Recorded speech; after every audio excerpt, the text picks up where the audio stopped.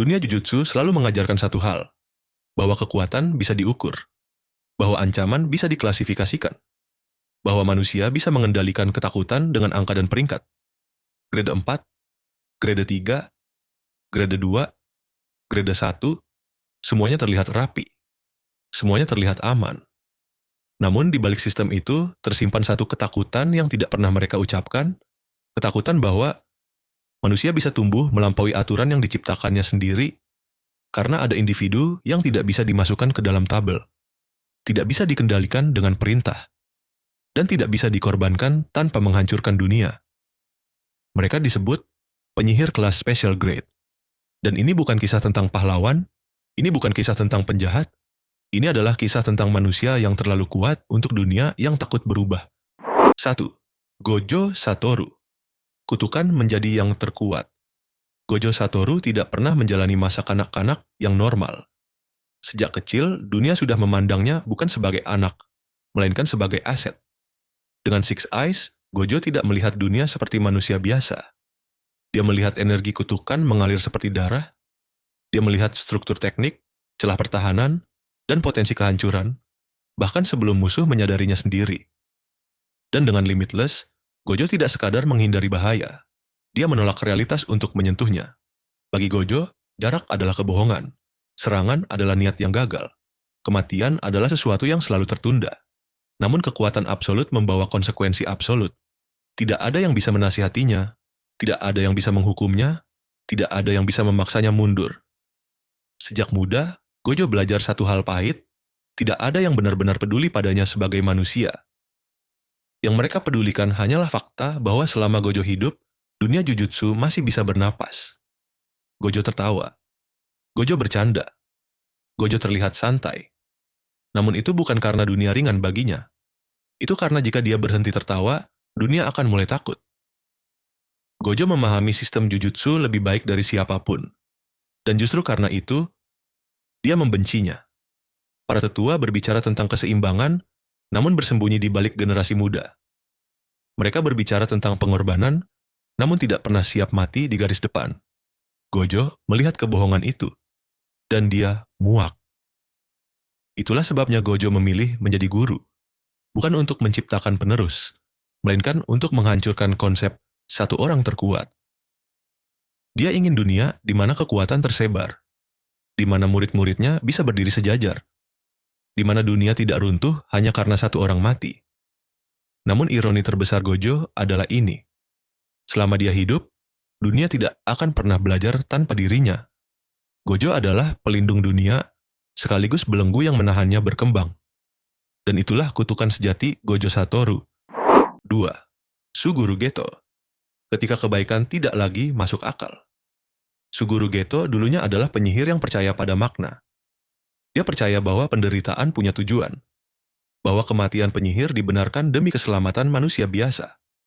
Sebagai pengguna Cursed Spirit Manipulation, Geto tidak hanya melawan kutukan, dia menyerapnya. Setiap kutukan membawa emosi manusia, ketakutan, kebencian, keegoisan yang tidak pernah mereka sadari. Geto merasakan semuanya. Dan semakin banyak kutukan yang dia telan, semakin jelas satu kenyataan pahit. Manusia tidak berubah, penyihir mati di misi. Kutukan lahir kembali keesokan harinya. Siklus terus berulang. Yang menghancurkan Geto bukan satu tragedi besar, melainkan ribuan tragedi kecil yang tidak pernah berhenti. Geto mulai bertanya pada dirinya sendiri. Jika manusia adalah sumber kutukan, mengapa mereka selalu dilindungi? Pertanyaan itu tumbuh perlahan, mengakar, dan akhirnya menjadi ideologi. Geto tidak membenci manusia, dia hanya berhenti menganggap mereka layak dilindungi. Dan disitulah Geto menjadi berbahaya. Karena dia tidak bertarung dengan amarah. Dia bertarung dengan keyakinan logis. Jika manusia biasa tidak ada, kutukan tidak akan lahir. Sederhana. Dingin. Masuk akal. Geto tidak melihat dirinya sebagai penjahat. Dia melihat dirinya sebagai orang yang berani mengatakan kebenaran yang dunia Jujutsu takuti. Dan itulah tragedinya. Geto adalah hasil langsung dari sistem yang membiarkan penyihir mati demi manusia yang tidak pernah peduli. Dia bukan penyimpangan, dia adalah konsekuensi. 3. Yuki Tsukumo. Penyihir yang menolak dunia apa adanya. Yuki Tsukumo bukanlah penyihir yang muncul di garis depan peperangan. Dia jarang terlihat, jarang terlibat, jarang dianggap penting oleh sistem. Namun justru disitulah letak bahayanya. Karena Yuki tidak sibuk memadamkan api. Dia sibuk mencari sumber percikannya. Sejak awal, Yuki menyadari satu kenyataan pahit yang jarang diucapkan penyihir lain. Perang melawan kutukan tidak pernah dimenangkan. Setiap kutukan yang dimusnahkan akan lahir kutukan baru. Setiap penyihir yang mati akan digantikan oleh penyihir lain yang akhirnya mati juga. Siklus itu tidak rusak, tidak melambat, tidak pernah berhenti. Dan Yuki bertanya satu hal sederhana namun terlarang. Mengapa kita terus mengulang tragedi yang sama? Sebagian besar penyihir menerima dunia apa adanya. Mereka menerima penderitaan sebagai takdir, sebagai harga keseimbangan. Namun Yuki menolak itu. Dia tidak percaya bahwa penderitaan adalah keharusan. Dia percaya bahwa sistem ini rusak sejak fondasinya. Karena selama manusia menghasilkan energi kutukan, selama itu pula dunia ini akan terus berdarah. Disinilah Yuki berbeda dari Geto.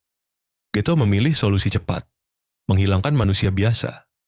Yuki memilih solusi yang lebih berbahaya, mengubah manusia itu sendiri, bukan dengan pembantaian, bukan dengan teror, melainkan dengan evolusi. Entah dengan menghapus energi kutukan dari manusia, atau mengubah struktur eksistensi mereka hingga kutukan tidak lagi bisa lahir. Ini bukan ide yang manusia siap terima. Ini bukan solusi yang aman, ini adalah pertanyaan yang bisa menghancurkan peradaban. Dan itulah alasan dunia Jujutsu takut pada Yuki. Bukan karena kekuatannya, bukan karena tekniknya, melainkan karena dia benar-benar bisa mengakhiri dunia seperti yang kita kenal. Yuki adalah special grade karena dia berdiri di titik di mana penyihir berhenti menjadi penjaga dan mulai menjadi arsitek masa depan. Namun ada ironi tragis di dalam dirinya. Yuki tahu bahwa idenya mungkin tidak akan pernah terwujud karena manusia takut berubah, lebih mudah hidup dalam penderitaan yang dikenal daripada melangkah ke dunia baru yang tidak pasti. Dan mungkin itulah alasan Yuki terus berjalan sendirian.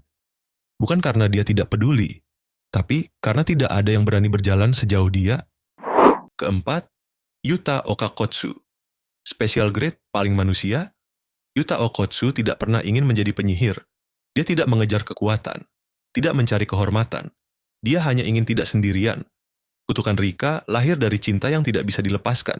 Bukan dari kebencian, bukan dari dendam, dan itulah yang membuat Yuta berbeda dari semua special grade lainnya. Kekuatan Yuta bukan hasil latihan keras atau ambisi besar. Kekuatan itu lahir dari emosi manusia paling murni, cinta, takut kehilangan, penyesalan. Energi kutukan Yuta tidak memiliki batas yang jelas. Ia mengalir mengikuti emosinya, menguat saat dia terdesak, melemah saat dia ragu. Dia bisa meniru teknik, menggunakan senjata terkutuk, beradaptasi dengan kecepatan yang membuat penyihir veteran gentar. Namun Yuta tidak pernah menikmati kekuatan itu. Setiap kemenangan baginya adalah pengingat bahwa semua ini lahir dari kehilangan. Dan disinilah letak tragedi Yuta Okotsu. Dia adalah special grade yang masih sepenuhnya manusia. Dia masih bisa takut mati, masih bisa ragu mengambil keputusan, masih bisa menangis ketika gagal. Berbeda dengan Gojo yang berdiri di atas dunia, Yuta masih berdiri di dalamnya. Itulah mengapa Gojo melihat sesuatu yang menakutkan dalam diri Yuta. Bukan kekuatannya hari ini, melainkan kekuatan yang akan lahir jika Yuta kehilangan sesuatu yang lebih besar. Karena, jika cinta yang melahirkan Rika berubah menjadi kebencian, maka dunia akan menghadapi special grade yang tidak lagi memiliki alasan untuk menahan diri. Yuta adalah kemungkinan untuk menjadi pelindung terbesar umat manusia, atau kemungkinan untuk menjadi kehancuran yang paling tragis. Dan dunia Jujutsu tahu itu. Itulah sebabnya Yuta dijaga, dididik, diawasi, bukan karena mereka percaya padanya, tetapi karena mereka takut pada apa yang bisa dia jadi. Jika Gojo adalah kekuatan yang terlalu besar untuk dunia, dan Geto adalah logika yang patah oleh kenyataan, maka Yuki adalah masa depan yang belum diterima, dan Yuta adalah harapan yang bisa berubah menjadi bencana. Bersama-sama, mereka bukan hanya special grade. Mereka adalah bukti bahwa dunia Jujutsu tidak pernah siap menghadapi manusia luar biasa. Dan sekarang pertanyaannya bukan lagi, siapa yang paling kuat? Pertanyaannya adalah, jika manusia bisa tumbuh hingga dunia tidak mampu mengendalikannya, apakah special grade adalah harapan terakhir umat manusia atau tanda bahwa kehancuran sudah tidak bisa dihindari